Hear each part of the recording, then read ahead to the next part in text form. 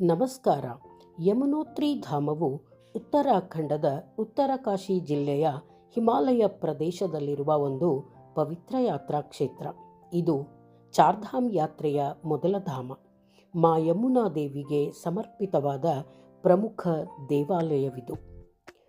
ಈ ಕ್ಷೇತ್ರವು ಸಮುದ್ರ ಮಟ್ಟದಿಂದ ಸುಮಾರು 3293 ಮೀಟರ್ ಅಂದರೆ 10,804 ಅಡಿಗಳಷ್ಟು ಎತ್ತರದಲ್ಲಿದೆ. ಇದು ಯಮುನಾ ನದಿಯ ಉಗಮ ಸ್ಥಾನ ಅಥವಾ ಮೂಲ ಸ್ಥಾನವಾಗಿದೆ.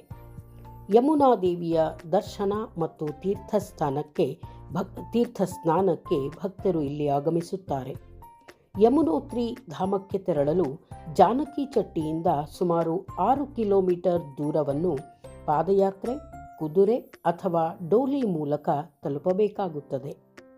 ಹಿಂದೂ ಧರ್ಮದಲ್ಲಿ ಯಮುನಾ ದೇವಿಯನ್ನು ಸೂರ್ಯದೇವನ ಪುತ್ರಿ ಅಥವಾ ಯಮನ ಸಹೋದರಿ ಎಂದೂ ಸಹ ನಂಬಲಾಗುತ್ತದೆ. ಹೀಗಾಗಿ ತನ್ನ ಪುತ್ರಿ ಯಮುನೆಗಾಗಿ ಸೂರ್ಯದೇವನು ನಿರ್ಮಿಸಿದ ಧಾಮವು ಇದಾಗಿದೆ.